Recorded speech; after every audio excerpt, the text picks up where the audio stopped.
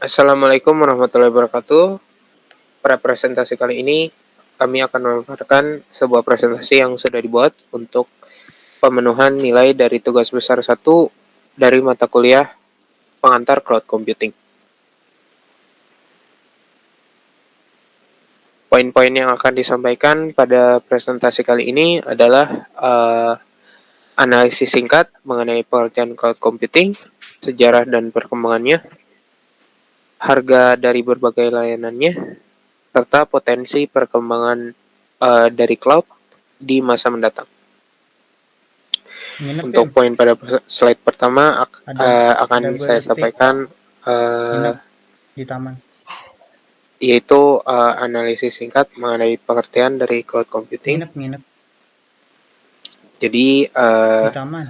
cloud computing Nginep di taman. Kecil ya, sorry. berdasarkan Nginep di taman. analisis kami akhir-akhir ini konsep cloud computing sudah mulai menjadi populer Ada gue Raka Bima. di telinga orang-orang seiring dengan semakin merebaknya internet di kalangan masyarakat. Disebut-sebut sebagai langkah selanjutnya di era digital dan penunjang efisiensi kerja di era komputerisasi. Pada poin berikut ini, saya akan menyampaikan apa itu maksud dari istilah cloud computing. Jadi berdasarkan analisis singkat kami dari segala macam layanan yang sering kita jumpai, dari bagaimana cara kerjanya, kemudian bentuk-bentuk layanannya, cloud computing bisa didefinisikan sebagai sebuah konsep di mana kita bisa mendapatkan akses terhadap layanan penyimpanan serta kemampuan dan sumber daya komputasi yang bisa diakses dimanapun dan kapanpun melalui jaringan internet. Konsep cloud sendiri sudah hadir sejak terlahirnya internet, di mana dalam flowchart yang berhubungan dengan hal-hal yang berbau IT, internet sering digambarkan dengan gambar atau bentuk awan. Jadi dari sinilah terbesit gagasan dari cloud computing atau konsep cloud sendiri. Untuk sejarah lebih rincinya akan dijelaskan oleh rekan saya, Farel. Silakan, Farel. Sejarah perkembangan cloud computing. Pada awal tahun 1963, Defense Advanced Research Projects Agency atau DARPA atau dikenal sebagai Badan Proyek Penelitian Lanjutan Pertahanan memberi MIT sebuah universitas di Amerika. Dia diberi $2 juta untuk proyek Mac.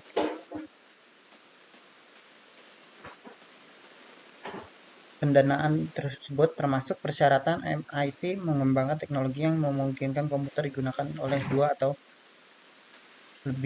orang atau lebih. Lalu lanjut pada tahun 1969, JRC Licklider, Joseph Carl Robnet Licklider, membantu mengembangkan ARPANET, Advanced Research Project Agency Network, atau lebih dikenal sebagai versi internet yang sangat primitif. Lalu lanjut pada tahun 1990,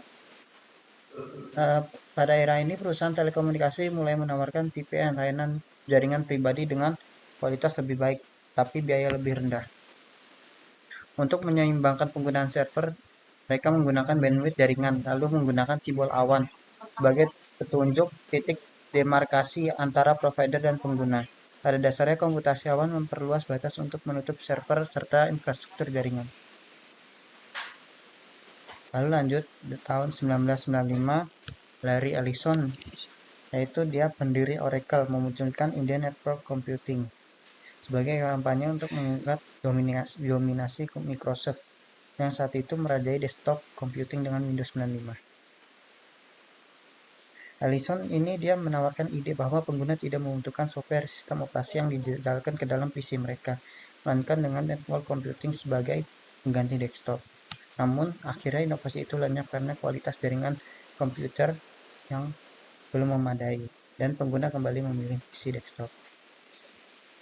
Lanjut ke tahun 1998, seiring perkembangan performa jaringan komputer pada akhir 1998 lahir konsep penerus network computing yaitu aplikasi service provider atau ASP yang menawarkan akses program aplikasi tertentu melalui web. Faktor pendorong kemajuan konsep ini adalah munculnya sebagai layanan hosting dan berbagai pemrograman berbasis web. Sampai akhir munculnya terobosan baru bernama cloud computing yang tak tergantung pada sistem operasi tertentu, melainkan hanya perlu mengakses internet dan menuju alamat situs untuk menjalankan program yang dibutuhkan. Lalu lanjut ke tahun 2000 awal, popularitas cloud computing semakin menjulang saat di awal tahun 2000. Mark Benioff, ex-VP di Oracle, meluncurkan layanan aplikasi CRM dalam bentuk software as a service yang mendapatkan sambutan gegap gembita dengan misinya yang terkenal yaitu The End of Software. Benioff bisa dikatakan berhasil mewujudkan visi Larry Ellison tentang network computing menjadi kenyataan. Lanjut, dimulai tahun 2005, muncul inisiatif yang didorong oleh nama-nama besar seperti perusahaan Amazon yang meluncurkan Amazon EC2, Elastic Compute Cloud. Google dengan Google App Engine-nya tak ketinggalan dengan raksasa biru IBM meluncurkan Blue Cloud Initiative dan lain sebagainya. Bahkan Dell pernah mencoba mempatenkan istilah cloud computing. Walaupun di luar negeri cloud computing ini sudah sangat marak, namun tidak demikian di tanah air Indonesia tercinta ini. Salah satu perusahaan yang cukup serius bermain di area ini adalah PT Telkom. Saat ini PT Telkom sudah menawarkan dua layanan aplikasi berbasis software as a service. Salah satunya melalui anak usahanya Sigma Cipta Caraka yang menawarkan layanan aplikasi core banking bagi bank kecil menengah. Kemudian bekerja sama dengan IBM Indonesia dan mitra bisnisnya PT Kodapil. Telkom menawarkan layanan Office on Demand untuk kebutuhan kolaborasi. Lalu lanjut ke tahun 2007 juga merupakan tahun ketika Netflix meluncurkan layanan video streamingnya menggunakan cloud dan memberikan dukungan untuk praktik binge watching atau lebih dikenal sebagai nonton maraton. Lanjut pada tahun 2008, Eucalyptus menawarkan platform pertama yang kompatibel dengan AWS API yang digunakan untuk mendistribusikan cloud pribadi. Pada tahun yang sama ini juga NASA menyediakan perangkat lunak open source pertama untuk menyebarkan private dan hybrid clouds. Lanjut pada tahun 2012, IBM memperkenalkan IBM Smart Cloud, kerangka kerjanya untuk mendukung planet yang lebih cerdas, di mana ini adalah proyek pemikiran budaya. Kemudian Apple meluncurkan iCloud yang berfokus pada penyimpanan lebih banyak informasi pribadi seperti foto, musik, video, dan lain-lain. Selama tahun ini Microsoft memulai iklan cloud di televisi, membuat masyarakat umum menyadari kemampuannya untuk menyimpan foto atau video dengan akses yang mudah. Lanjut, di tahun 2012, Oracle memperkenalkan Oracle Cloud pada tahun 2012 dengan menawarkan 3 dasar untuk bisnis IaaS Infrastructure as a Service, PaaS Platform as a Service, dan SaaS Software as a Service.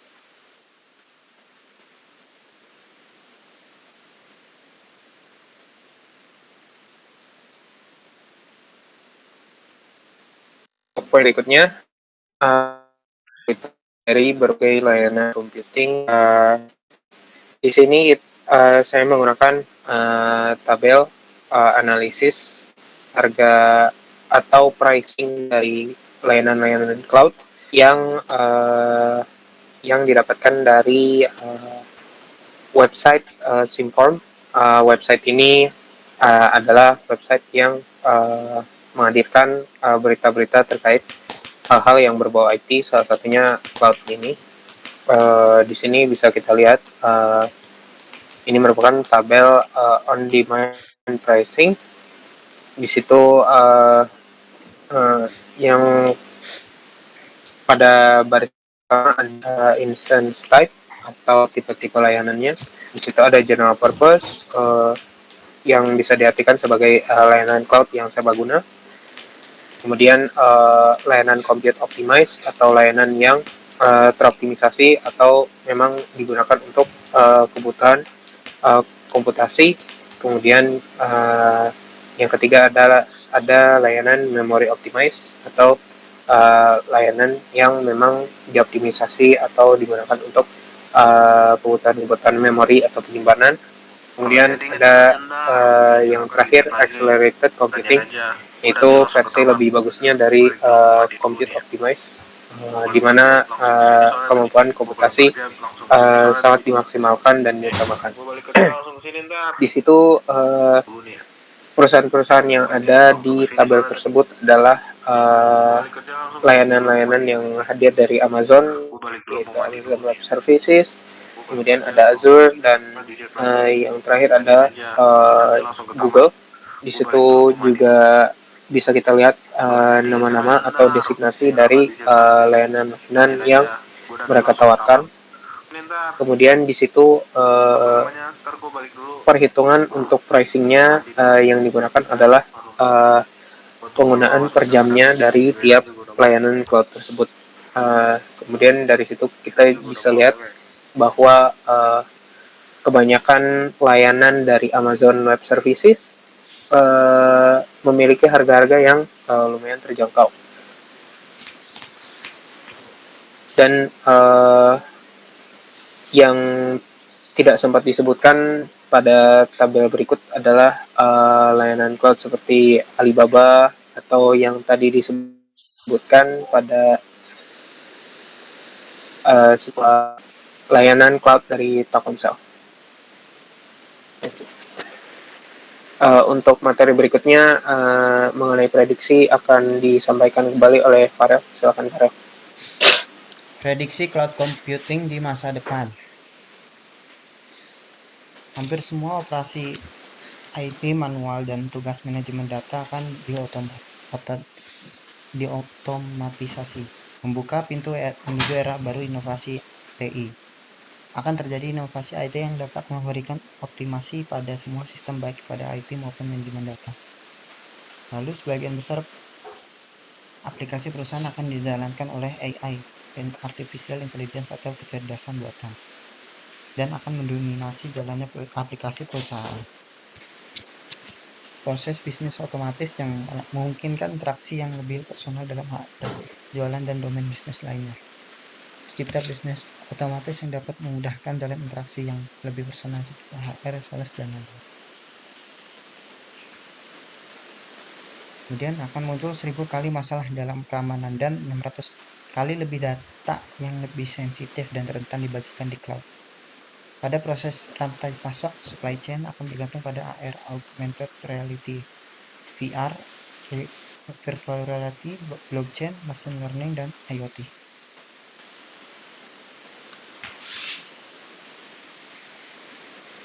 Itu saja yang dapat kami sampaikan pada presentasi ini. Sekian dan terima kasih. Wassalamualaikum warahmatullahi wabarakatuh.